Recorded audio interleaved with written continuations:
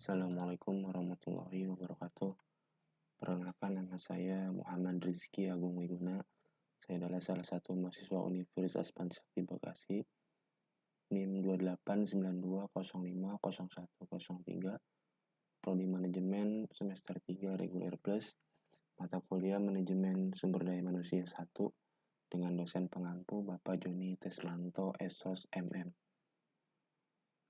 Video ini saya buat untuk memenuhi tugas ujian tengah semester saya di semester 3 ini.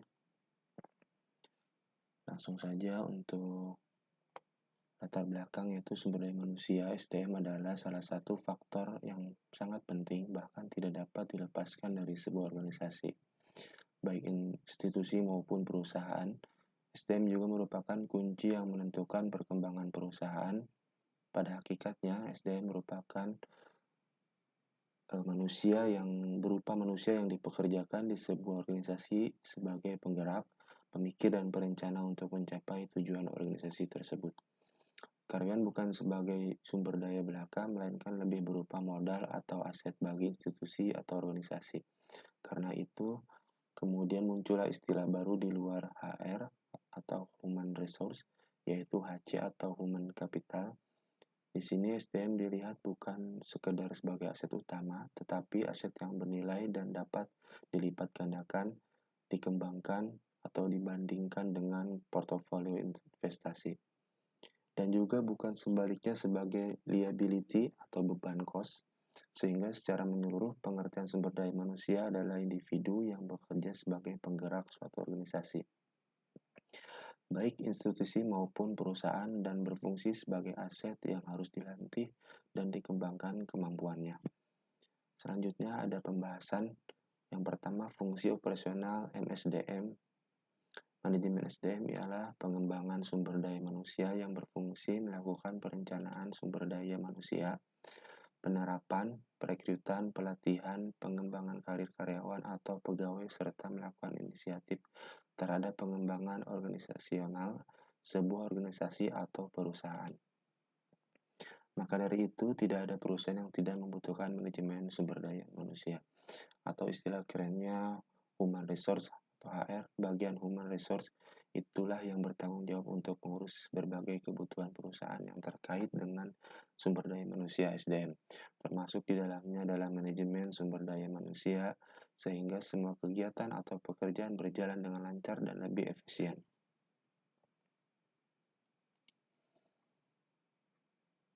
Kemudian poin 2, Equal Employment Opportunity atau EEO, adalah prinsip kesetaraan di mana setiap pekerja mendapat hak, perlakuan, dan kesempatan yang sama dalam bekerja dan mengembangkan karir.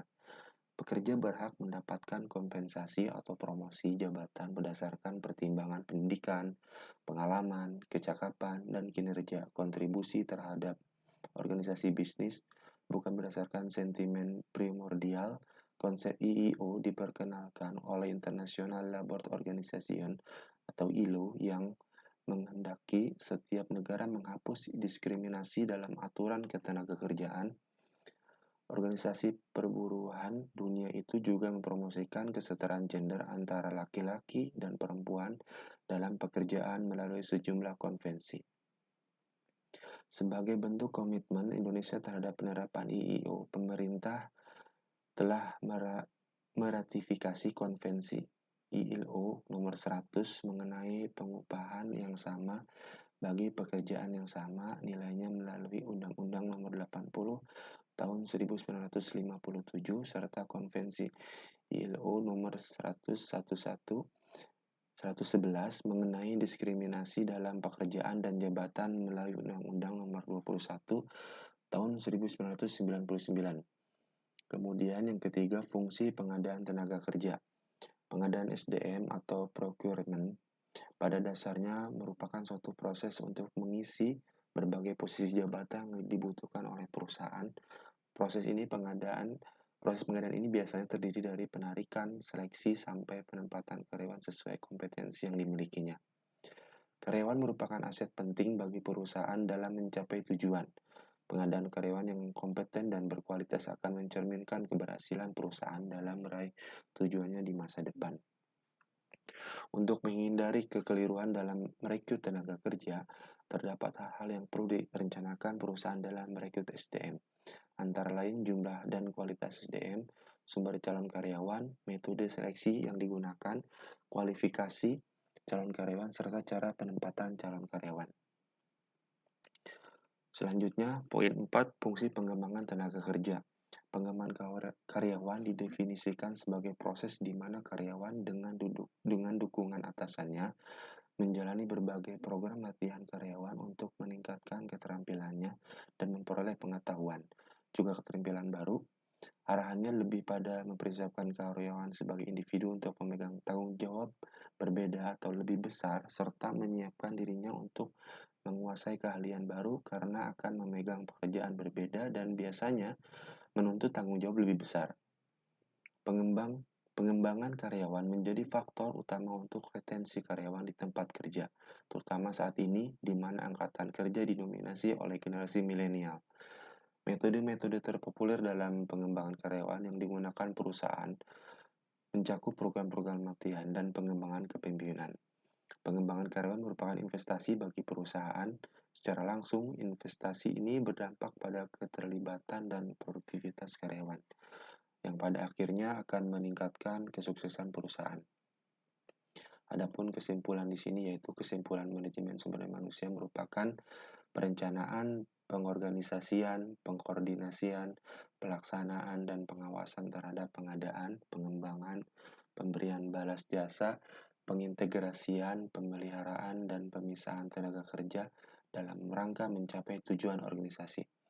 Sejarah manajemen sumber daya manusia sebelum permulaan abad ke-20, manusia dipandang sebagai barang, benda mati yang dapat diperlakukan sekehendak kali oleh majikan. Hingga saat ini, peningkatan kualitas sumber daya manusia masih terus dilakukan karena meskipun suatu negara tidak mempunyai keunggulan komparatif yang baik, namun mempunyai keunggulan kompetitif, maka negara tersebut bisa lebih bersaing dengan negara lain. Pendekatannya manajemen sumber daya manusia yaitu dilakukan dengan pendekatan mekanis, pendekatan paternalisme, dan pendekatan sistem sosial. Tahap pelaksanaannya yaitu rekrutmen atau pengadaan, maintenance, pemeliharaan, dan development, pengembangan. Sekian dan terima kasih video dari saya.